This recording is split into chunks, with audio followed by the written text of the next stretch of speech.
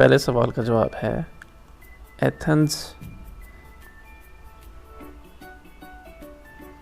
दूसरे का है मॉस्किटो।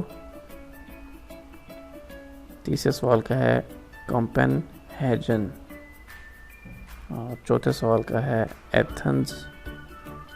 पांचवें सवाल का जवाब है हमारे पास नेफ्लियो। Thank you.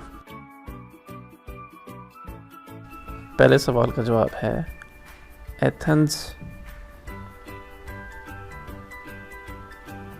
दूसरे का है मॉस्किटो। तीसरे सवाल का है कोपेनहेगन और चौथे सवाल का है एथेंस। पांचवें सवाल का जवाब है हमारे पास नेफ्लियो। Thank you.